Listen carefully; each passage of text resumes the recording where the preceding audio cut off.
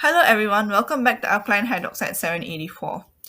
So today is National Day, right? And I thought, okay, let me see what are the days that countries celebrate their independence days or their national days. And I looked at this Wikipedia list. You can see all the different days.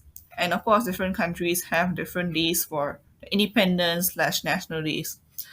And if I were to tally it up, I can find the number of days based on the month.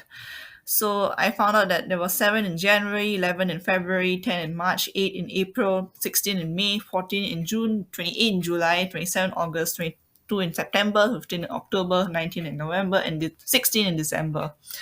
And from these numbers, you can tell that there is a lot more in July, August, and September compared to the rest of the year. And you might be wondering why is that the case? Or maybe you aren't wondering, but I'm wondering. And we want to know why there are a lot of Independence Days in July to September.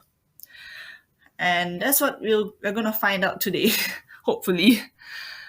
And if you're wondering why I am suddenly posting a video after 3 whole months plus a few days, you have to watch the video that will come maybe tomorrow or day after tomorrow for that. So just wait until then, I guess.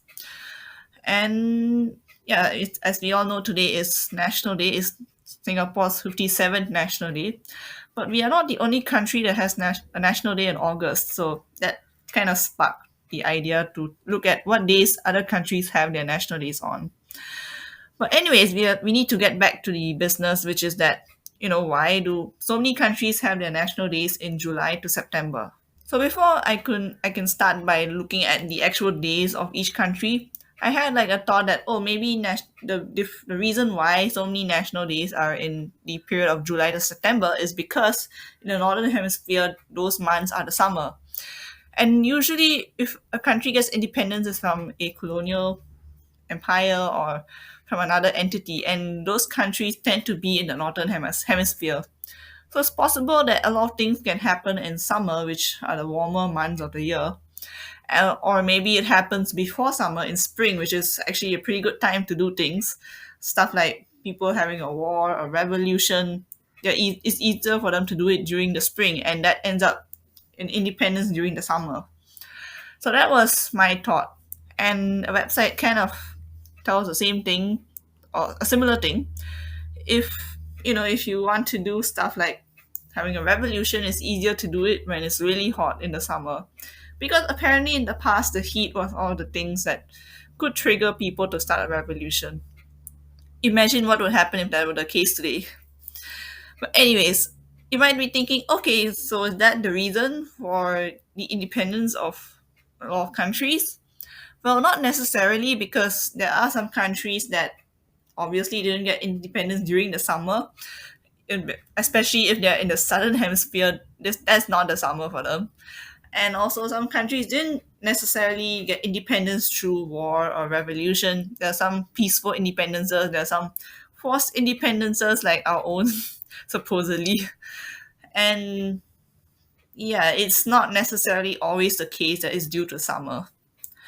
But in a way, I could say that most of the a lot of independences are due to the fact that it is in summer and nothing else. So we do need to look at the details in order to actually understand why each and every country got their independence at a specific time. And of course, I mentioned colonialism earlier, so maybe let's use that as a starting point to see why different countries had their independence at in this particular period of time. So I have an Excel sheet, which is literally the copy pasted table from Wikipedia, and you can see all the countries here at the moment, but we only want the July to September. And I'm gonna filter that right now. Great. So within these countries, I could then look at which country they got independence from. And I'm gonna start with the UK because why not? Like they had the biggest empire in the 1900s, and I think that's the best place to start from.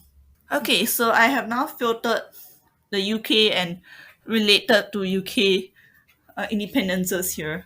And before we move on to the 1900s, we can see that there are two early independence getters in 1776 for the US, which we all know is due to the American Revolution and possibly the Boston Tea Party. Honestly, that's the only thing I know about the history of America. Okay, I'm just kidding. I know a lot more about America than that, but okay, you get the point. And those activities probably happened in a timing where it culminated towards July. I think in March to May, it was already coming towards an end, like it's the beginning of the end, and it ended up getting into a declaration in July.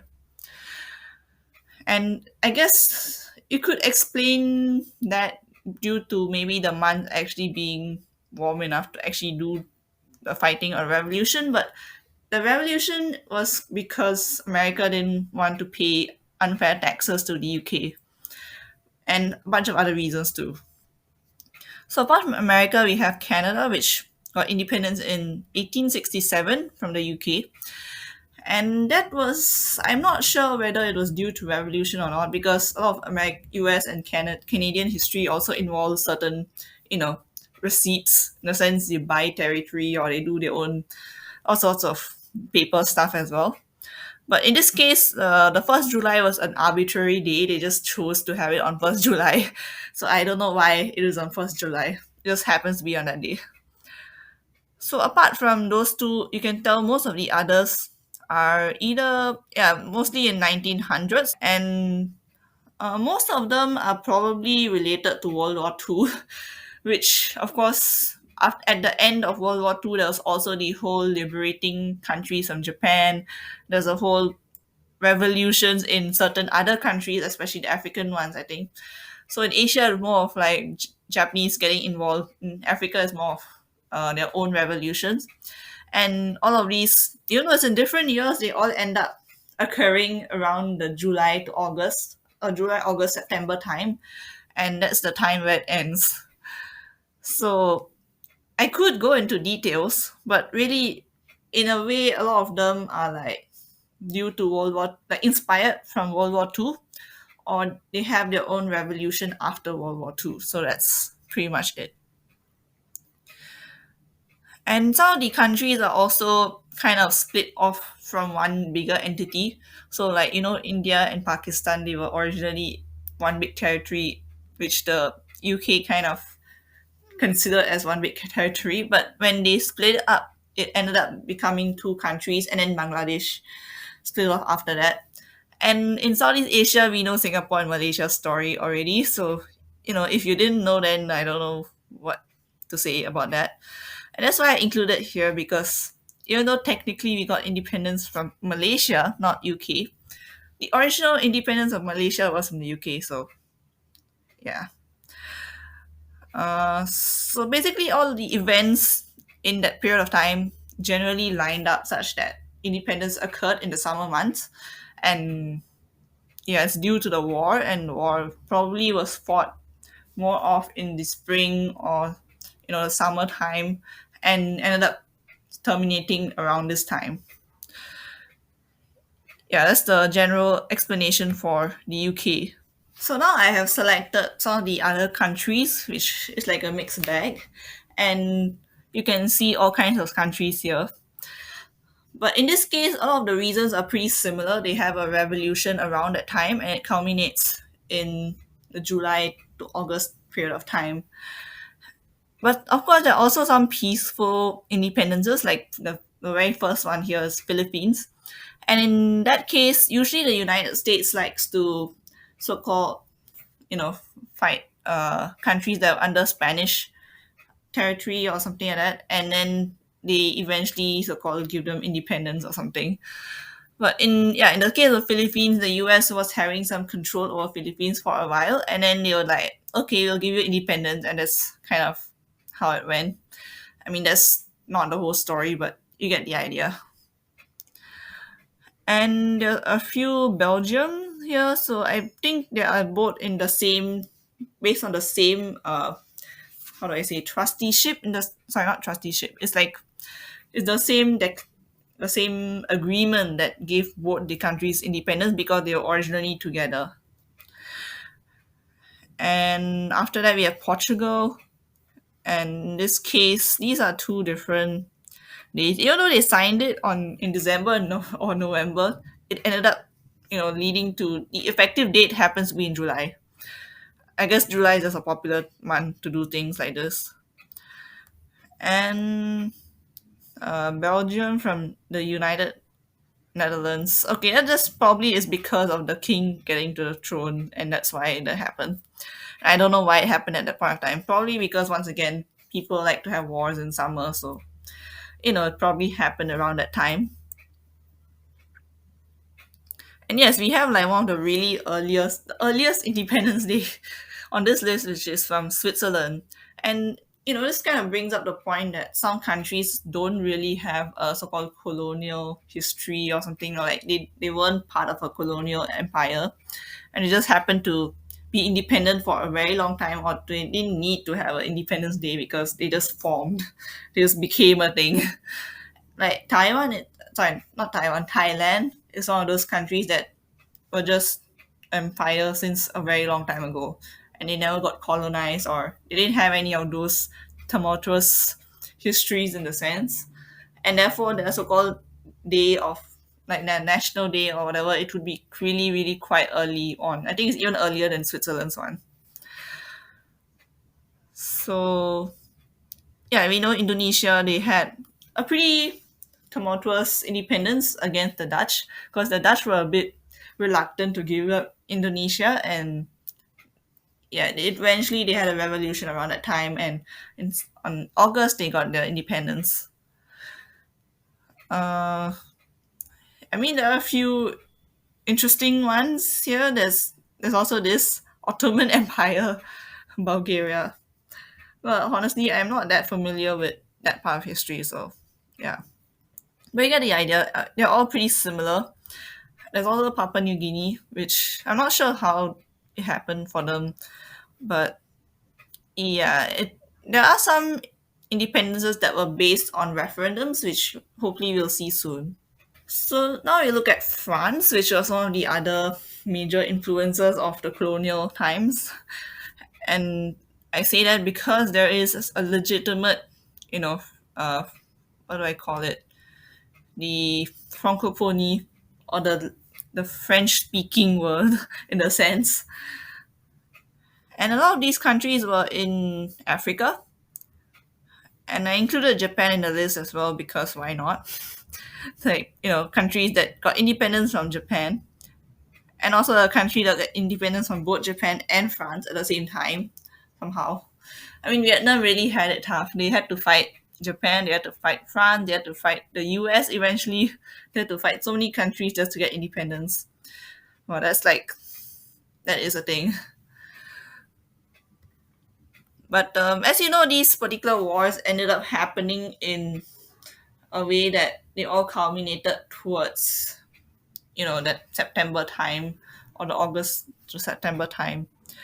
And some of these African countries went through revolutions, and there are some other territories that are more like islandsy territories that went through referendums instead, which is similar to what New Caledonia had. They had a referendum, but they didn't choose to be independent. So, they're still kind of under the control of France somewhat. But there are some other territories like the Comoros, which has independence due to a referendum. And these generally occur around the middle of the year, and that leads to independence in July or August in a sense. And we also have the territory of the USSR, and most of these countries got their independence from the USSR in 1991, and there's some that got it from a slightly different country a little bit later, but they're all pretty related in the sense. And do you know why this is the case? Because when the Cold War happened, and after the Cold War was like at the ending point of it, the USSR collapsed. And through that whole collapse, it is like a domino of independences that led to the whole thing collapsing. And that's why they're all quite close to each other in terms of the months. And they all happened around that same period of time. So you have like Belarus, Estonia, Ukraine, Moldova, Kyrgyzstan, Uzbekistan, North Macedonia. actually no, Macedonia got independence from Yugoslavia, which in a way wasn't super into being in the USSR, so it was a bit more independent compared to the other countries around the area. But it was also communist, so I guess kind of falls in the same domain. And yeah, a bunch of other countries as well. So, and of course, here we have, there's also North Korea here, but that's kind of not related to the 1991 timing. It's more because of the Korean War, in which both North and South Korea got the independence on the exact same day, just from different people, apparently. And finally, let's look at the Spanish Empire, which I should have probably covered earlier. But comes out of these countries either probably had a revolution, or they were so-called saved by the US. Maybe, I don't know. They had a war at that point of time, and you can see quite a few countries in the exact same year, exact same day, exact same act of independence of Central America, which is kind of involves a bit of the US interfering in it. And that can be related to the story of how US and Cuba never really got along in a sense. And yeah, they're all like in a September time or in a July time. So this some of them are really, they're kind of older than the 1900s. So in a sense, this is not related to the UK Empire time or the other, World War II stuff. It's much earlier than that. But at the same time, I'm pretty sure the reason why it's happened at this particular timing was because of war happening at that particular timing, especially if the US gets involved, is also in the northern hemisphere, so it would prefer to fight in the springtime, maybe, or the time before this period of time. So in conclusion, we can say that the reason why different countries a lot of different countries got their independence on the same months is because, one, it could be just a summer effect or the effect of the middle of the year. Two, it could be due to certain world events such as World War II or the collapse of the Soviet Union slash Cold War events. And three, it could be completely arbitrary, just decided to do it at that point of time, which could be something to do with the fact that it's the middle of the year, or maybe it's just a popular time to do things like this. So, yeah, I guess those are the main reasons why so many countries have the Independence Days during July to September. At the same time, there are quite a few countries that have their independence on the rest of the year, and I'm pretty sure if you added it up, it'll be more than these 3 months on its own. So, yeah, it's just a dumb question which I decided to answer on National Day. And with that, I hope you guys found this video interesting. If you did, please press the like button and subscribe. I hope you enjoy National Day today. And with that, I would like to say thank you and bye.